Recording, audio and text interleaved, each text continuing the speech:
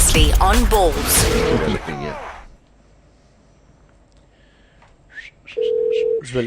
Hey, Boeta. Yes. Hi, it's Darren and John and Simon and Kate, the Balls radio team. How are you doing? Good. Thanks to you, Darren. All right, thank you. Nice to chat to you again. I believe you're catching a flight imminently. Yeah, about in, I think, the next 15, 20 minutes. All right. But, always time for you guys. Nice to chat to you. Fantastic. We won't keep you too long. And No I wanted to ask, because I've noticed something, and I don't know if anyone else has. Is there a clause in your Free State cricket contract that when you finish, you automatically get a job at Supersport? Because I think everyone that played in your era is working at Supersport now. Oh, I don't know. You've been there you were there for longer than what I've been. So. I wasn't privy to the... Were you born in the Free State? No, that's right. I wasn't privy to the Free State cricket contract, though. And I thought, because I see Louis doing commentary there, you're on the panel, and it's like all the guys that played for Free State are now doing some or other cricket work with Supersport. Vrystaat. Yeah, Vrystaat. There's nothing wrong with that. Nothing at all. Nothing at all. Are you enjoying doing the odd Supersport thing? I mean, you're doing a lot of commentary as well, aren't you? No, I am enjoying it. I'll be honest with you. It's something that I actually didn't envision doing at all. Yeah. And it just happened that I started doing it. Now, actually, I think that's probably the only way you can still stay involved with the game without having to feel like cutting off your wrist because of all the politics. Absolutely. All right. Well, listen. Sunforce series is now done and dusted. The Cobras have gone and won it. And Johnny was just giving us a little bit of a heads up here that you've got some interesting thoughts on the state of the pitches that they've been using. Yeah, well, the big thing is, you have a look, 14 of the 27 matches that was played, there were three rained out, didn't even reach day 4. Yeah. So, we firstly have to ask ourselves the question, what is the purpose of the 4-day cricket? And the 4-day cricket's purpose is solely to produce players for national test match cricket. Yeah. So what you would like at that level is a standard that reflects what happens at test match level. And sadly, that has not been the case. There's no way on the current wicket that we've played on that batsmen can apply themselves in what will be required at test match level. And in the same sense, a bowler will get a false sense of how good his ability is at a franchise level. It's funny that you mentioned that, because and this goes back a while, where I remember when that woman is talking a lot there at that area. Where are you, in Bloem or in Joburg? No, it's our Tambo airport. Oh, the woman's got a lot to say. Hey, someone's holding up a flight there. Boeta Dippenaar. Yeah, he's talking on the radio. Yeah, just hold the flight. No, because I remember when in Australia's heyday, going back maybe 10 years or so, one thing I noticed about their Sheffield Shield cricket when their Test cricket was so good was that when they used to put up their scores while you'd be watching an Australian game, you get the Sheffield Shield scores. They were always like games where teams are scoring 400. They were 400 for 7 declared or 400 for 9 declared. Guys were making big hundreds. So I mean, there was definitely a lot of runs being scored at that time in their domestic game. And I always wondered if that was a way of gauging how healthy your cricket is in the country or not, whether sides were scoring a lot of runs in the domestic game. It most certainly is a measuring stick as to say how healthy your team or your system is. Yeah. And if you look at what is happening now in Australia, you don't find those big scores anymore. Now, I think it becomes a thing that is difficult to change. So I think a lot of times Cricket South Africa has worked hard on improving the high performance centre and setting that up under the guidance of a Corey van Zyl. But in my mind, I think sometimes we tend to put the cart in front of the horse. We want all these elaborate, what we call professional things, and implement them without actually first having a look at the very, very basic things. We want cricketers that can learn how to bat for long periods of time, and we want bowlers that are capable of learning how to take wickets on flat pitches. Yeah. And I think that type of a cricketer that is developed will adjust a lot easier to particularly from a bowling point of view, when they then get on a wicket, that does assist a bit more because they know that they needed to work really hard in good areas, good variation, good skill in order to make sure they can get the batsman out on flat pitches. Yeah. I mean, I kind of read, and I don't know if this is sort of where it's going to, but, you know, when we do have to go to and look, the nature of some of our pitches in this country has changed. I mean, Cape Town was always a perfect example of a wicket where you win the toss, you bat first, and you've got a great opportunity of batting for a day and a half and putting 400 on the board. It's not really like that anymore. The nature of the pitch has changed.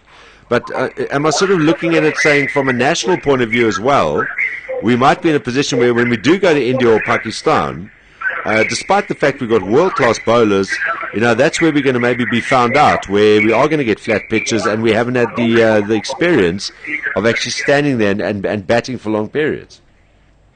No, I agree. I think our batting, though, will stand up to it. And I think you'll find that the likes of a Morne Morkel and a Dale Steyn, because they have toured a little bit more than most of the other oaks, are, in my opinion, have a skill that can be useful there. It will be very interesting to see how a guy that has done phenomenally well at the test match level, Vernon Philander, how he does when the wickets do not assist so much off the seam or through the air. And I think that's going to be a crucial part. The one thing I do want to mention, though, Darren, is that our national team is a reflection of what happened at first-class level 5 years ago. Yeah. So we will only truly be able to see the fruits of our labor now in the national team in 4 or 5 years' time. And the key part is that we can never, ever go and relax and say, okay, we are the top team now. Let's just enjoy the moment. This is particularly in these periods of time where great companies, great organizations become, or good organizations become great organizations. When they're at the top of their game, they're not happy with what they've done. They want to improve even more. Yeah. And I think addressing the issue of pitches is one of the things that should be a key part in Cricket South Africa's strategy to maintain that we can maintain the number one position. Do we have any flat tracks left in the country? I mean, traditionally you'd think Port Elizabeth used to be. You know, it would turn a bit on day 3 and day 4 and day 5. Cape Town was always a pretty fair pitch. You know, if you got yourself in, you could bat for long periods. That's kind of changed. Wanderers has never been a batting friendly wicket from the bounce point of view. Even Bloem. I mean, do we have any batting friendly pitches at the moment? Flat tracks. I would think the only one where you will probably win the toss and without hesitation bat first is Potchefstroom. I can't think of anywhere else that you can, like W.G. Grace used to say, you win the toss and you bat first. And if it's a little bit green, you win you think about it and then you bat first. Yeah. We don't have to. And if it's really green, you wait just a bit longer and then you bat first. Yeah. So it seems to me like, you know, I spoke to Pete Boeta, the Warriors coach, and he said not once this season could they with any certainty say that you should bat first on this wicket. And to me, that says something already. Well, really interesting insights. I mean, we can chat about this some more. We don't want to make you miss your flight, and we don't want to make you rush as well.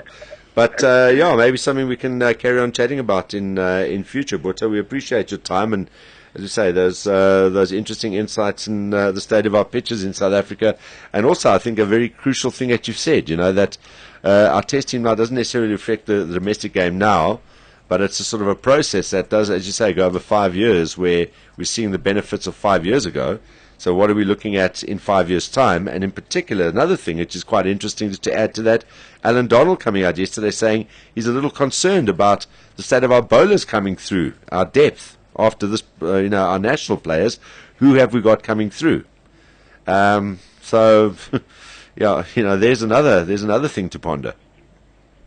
Yeah, I think, I think we need to give credit that we sit with an incredible team and it's a national asset.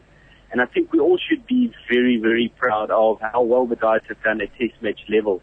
But I think there are a couple of key things that Cricket South Africa can get going a bit earlier. And to me, although there is a cricket committee, I don't see it as a well-functioning committee at the moment.